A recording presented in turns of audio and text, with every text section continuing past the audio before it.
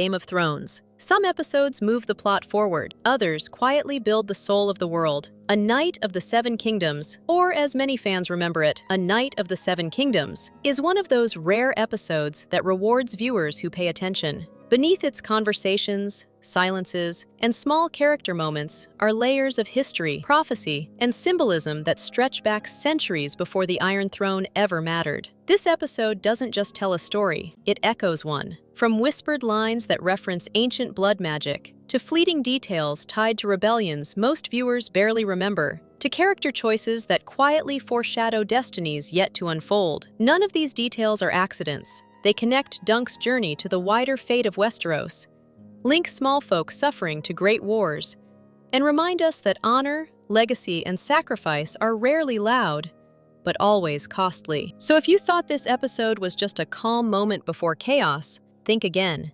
because hidden within it are some of the most fascinating details in the entire saga. Major spoilers ahead. Let's break them down. Number 10. May death sustain life. One of the most quietly powerful lines in the episode comes during the trial's religious framing.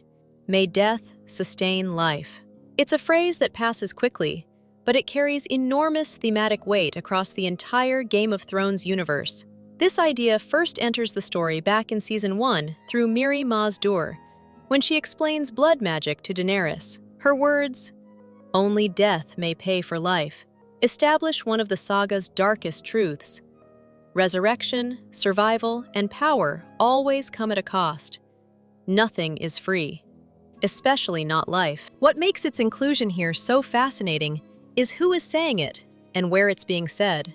This isn't a red priestess or a foreign magic user. It's part of a formal religious invocation tied to the faith of the Seven, the dominant belief system of the Southern Kingdoms. That suggests this philosophy isn't fringe knowledge. It's cultural, embedded. While most small folk would never witness resurrection firsthand, Westeros has endured centuries of war, famine, and rebellion. The idea that one life must end so another may continue is baked into their worldview. Soldiers die so kings rule. Peasants starve so cities survive. Sons are sacrificed for dynasties. The line also reflects the franchise's deeply anti-war stance. Wars are rarely shown as glorious.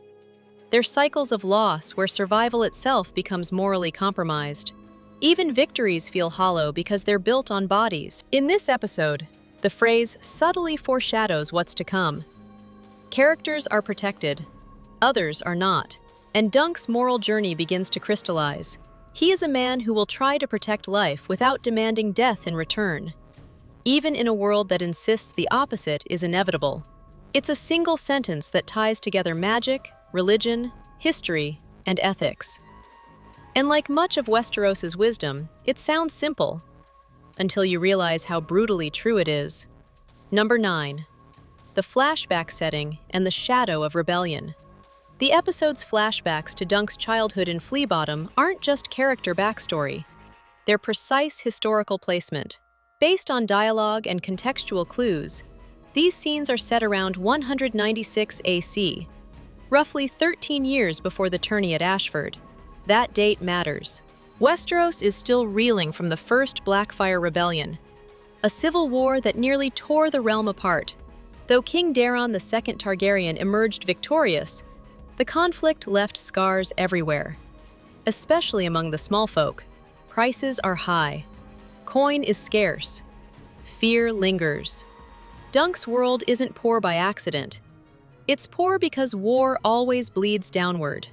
This political instability explains Dunk's desperation to escape Fleabottom. It's not just hunger or grime. It's a future with no upward path.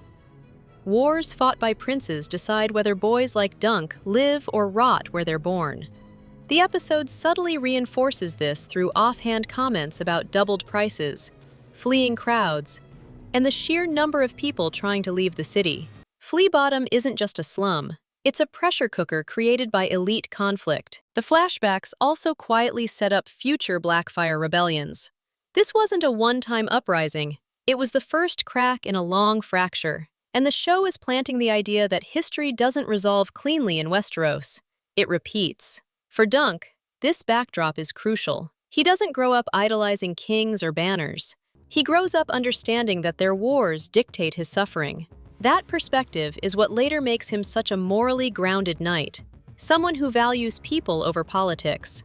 The flashbacks don't just tell us where Dunk came from, they show us why he is who he is. Number 8. The Battle of Redgrass Field and Small Folk Memory. The episode quietly confirms that Dunk's childhood takes place immediately after the Battle of Redgrass Field, the final and bloodiest clash of the First Blackfyre Rebellion. While the battle itself isn't shown, its aftermath lingers everywhere. This was the moment that ended Daemon Blackfyre's claim and solidified Targaryen rule. But from the small folks' perspective, it wasn't a glorious victory, it was devastation. We learned that the Targaryen forces were led in part by Brynden Rivers, better known as Bloodraven, a name that carries enormous significance for longtime fans. This is the same man who will one day become the Three-Eyed Raven, tying Dunk's story directly into the deepest mystical roots of the saga. Yet what's most interesting is how the common people talk about the rebellion. When a tanner refuses to buy Blackfyre leather, it reveals that Daemon's supporters weren't romanticized by the populace. To the small folk, the Blackfyres weren't rightful kings. They were rebels who brought war to their doorsteps. This sharply contrasts with later noble nostalgia surrounding Daemon's cause. That divide matters. History in Westeros is written upward. Nobles remember honor and banners. Small folk remember hunger, burned homes, and sons who never returned. The episode deliberately frames the rebellion through that lower lens. By anchoring Dunk's origin in the aftermath of Redgrass Field, the story reinforces a core theme. Great wars don't end when banners fall. They end when ordinary people can breathe again. And for many in Fleabottom, that moment still hasn't come. Number 7. The Black Dragon's Death. A seemingly throwaway line about the Black Dragon being dead actually carries massive historical weight. The Black Dragon is Daemon Blackfyre, the legitimized bastard of King Aegon IV, and the central figure behind the First Blackfyre Rebellion. His death marks the official end of the war, but not the end of its consequences. In the episode, characters speak of his death almost casually, which is telling. To the small folk, Daemon isn't remembered as a romantic rebel or tragic hero. He's remembered as the man whose ambition caused bloodshed. This contrast is important because later generations of nobles will mythologize Daemon, while common people remain indifferent or resentful. Daemon's actual death is far from simple. He was killed at the Battle of Redgrass Field by Brynden Rivers' elite archers, the Raven's Teeth. Even more brutal, both of Daemon's twin sons were slain alongside him. The intent was clear: end the bloodline. But the episode subtly reminds us that the Blackfyres weren't wiped out entirely. This is crucial foreshadowing. The Blackfyre cause will rise again, repeatedly. The rebellion becomes a recurring wound in Westeros' history, resurfacing whenever legitimacy is questioned. There's even long-standing book speculation that a major character in the main series may secretly descend from the Blackfyres. For Dunk, this context matters deeply. He grows up in the aftermath of a rebellion whose ideological battles mean nothing to him. What he understands instead is that even when a dragon dies, the fire doesn't go out. The Black Dragon's death isn't closure. It's the beginning of a longer cycle, one that Dunk will live through without ever fully choosing a side. Number 6. Fleabottom, without the glamour. Fleabottom has appeared before, but never like this. Earlier depictions, especially in House of the Dragon, sometimes leaned into the chaos as spectacle. This episode strips that away completely. Here, Fleabottom is cramped, filthy, loud, and suffocating. People aren't partying, they're surviving. Food is scarce, prices are inflated, violence is constant. There's no romance in the slum, only exhaustion. This matters because it reframes Dunk's origins. He isn't a scrappy underdog from a rough neighborhood. He's a product of systemic neglect. War has driven refugees into the city. Trade disruptions have driven up costs. Fleabottom has become a holding pen for those with nowhere else to go. The episode also makes a subtle attempt to give Fleabottom its own identity through accents and mannerisms. While the franchise has never been consistent with accents, this could be an intentional move to distinguish the slum culturally from the rest of King's Landing, emphasizing how disconnected its residents are from the people who rule them. Importantly, this version of Fleabottom explains Dunk's moral compass. He doesn't romanticize knighthood. He doesn't crave glory. He wants stability, dignity, and safety. Seeing Flea Bottom in its raw form clarifies why Dunk becomes so fiercely protective of the weak later on. He isn't imagining their suffering. He lived it. This isn't just world building, it's motivation made visible. Number 5. An altered backstory for Duncan. One of the most noticeable deviations from the novellas is Dunk's childhood. In the books, Dunk is younger when he leaves Flea Bottom and remembers very little of it. His memories are vague, almost dreamlike. The show chooses the opposite approach. Here, Dunk remembers everything. His friendships are clearer, his losses are sharper. And most significantly, Rafe is reimagined as a girl and a romantic attachment rather than just one of several mischievous companions. This change grounds Dunk emotionally, giving his departure from Flea Bottom a personal cost rather than just a narrative necessity. The show also alters how Dunk meets Sir Arlen. In the novellas, Arlen notices Dunk chasing a pig and takes him on almost immediately. It's sudden and practical. In the show, the meeting is more dramatic and morally charged, reinforcing Arlen's role as a protector rather than just an opportunist knight. These changes aren't mistakes, they're thematic choices. By aging Dunk up and deepening his memories, the show strengthens his empathy. He isn't just shaped by hardship, he's shaped by remembered hardship. That distinction matters because it explains why Dunk consistently refuses to become cynical. He knows exactly what he escaped, and he knows exactly who didn't. The altered backstory doesn't contradict Dunk's character. It reinforces it, translating internal monologue into lived experience for the screen. Number 4. The role of motherhood. The episode's title isn't symbolic by accident. Motherhood, both literal and metaphorical, runs quietly through the narrative and shapes Dunk's moral identity more than any sword or oath. Within the faith of the Seven, the mother represents mercy, protection, and unconditional care for the weak. What's striking is that the episode shows this role being fulfilled not by noblewomen or queens, but by people with nothing to give except themselves. Dunk's own mother is long dead, and his childhood is defined by absence rather than nurture. Yet again and again, he steps into the role himself. He protects younger children in Flea Bottom. He shields Rafe. Later, he cradles the dying boar in his arms. A reversal of the expected knightly dynamic where strength flows downward. Here, compassion does. The episode suggests that motherhood isn't gendered. It's behavioral. It's the instinct to stand between danger and someone who cannot defend themselves. Sir Arlen embodies this first by rescuing Dunk. Dunk then inherits it, passing that protection forward. This is crucial foreshadowing. Dunk's defining trait isn't skill at arms, it's moral guardianship.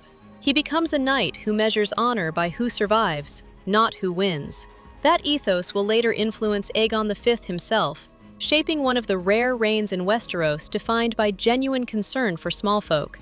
In a world obsessed with lineage and bloodlines, the episode reframes legacy as care rather than inheritance. You don't need to give birth to someone to be their protector. Motherhood here isn't softness, it's resistance. Number 3. The Battle of the Humphreys. The episode briefly mentions that only 2 men died during the trial, both Humphreys. To casual viewers, this sounds like a footnote. In the novellas, it's anything but. The Battle of the Humphreys refers to a legendary joust between Humphrey Beesbury and Humphrey Harding during the tourney at Ashford. Over 12 broken lances, the 2 men fought with extraordinary persistence, earning mutual respect and renown. Their clash became famous not because of victory, but because of endurance. The show omits the joust itself, but its consequences remain. These 2 men are brothers-in-law, which explains why they later stand beside Dunk seeking justice. Their deaths aren't random casualties. They're the tragic endpoint of loyalty and honor in a system that ultimately doesn't protect those who act bravely. In the novellas, one Humphrey is killed outright, while the other dies from wounds shortly after. The show condenses this, but preserves the meaning. Honorable men die quietly, while political forces move on untouched. Their deaths serve as a counterpoint to chivalric fantasy. Courage doesn't guarantee survival. Fair fights don't guarantee fairness. And being right rarely saves you. For Dunk, this is a turning point. He learns that standing up for justice may cost everything, and that cost will not be remembered by history books, only by people who were there. Number 2. The importance of the visor armor in Westeros is rarely just armor, it's symbolism. Nowhere is that clearer than Dunk's helmet. In the novellas, Dunk's helm famously lacks a visor. This isn't a stylistic choice. It's practical advice from the blacksmith Steely Pate, who warns that many knights die after lifting their visors mid-fight. Exposure kills. But symbolically, the visor represents separation. Knights hide behind steel, anonymity, and rank. Dunk doesn't. By fighting without a visor, Dunk is constantly vulnerable, physically and emotionally. He's seen, recognized, human. The show reinforces this by using multiple Dunk POV shots, forcing the audience to experience his fear and disorientation firsthand. When Dunk finally removes his helmet after defeating Arryn, the moment hits harder because we've already been living inside his perspective. The world floods back in.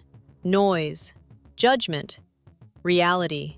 The show does slightly alter the timing. Dunk removes his helmet earlier than in the book, but the emotional effect remains intact. The audience needs to see his face to understand the cost of standing exposed in a violent world. The visor isn't just protection, it's insulation. Dunk chooses neither, and that choice defines him. Number 1. Duncan is Baelor's man. The most emotionally charged detail in the episode comes at the very end, and it defines Dunk's future more than any victory ever could. As Prince Baelor Targaryen lies dying, it isn't a great lord or celebrated knight at his side. It's Duncan the Tall, a former flea-bottom orphan, a hedge knight with no lineage, no lands, and no name worth remembering, except to the man who matters most in that moment. When Dunk pledges himself to Baelor, calling himself your man, it does far more than express loyalty. It reframes knighthood entirely. Dunk isn't swearing to a crown or a dynasty. He's swearing to a person, and to the values Baelor represents: restraint, mercy, and responsibility. This moment also quietly protects Dunk. By being publicly associated with Baelor in his final moments, it becomes politically impossible for the Targaryens to scapegoat him for the prince's death. Loyalty here isn't just moral, it's survival. More importantly, this scene foreshadows Dunk's lifelong path. He will go on to serve Baelor's son, Aegon V, carrying these same ideals forward.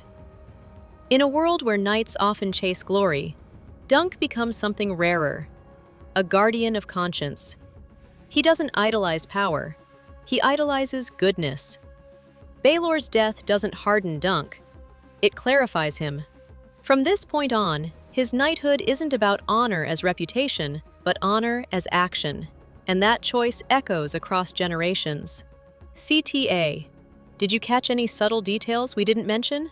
Or was there a moment in this episode that changed how you see Dunk entirely?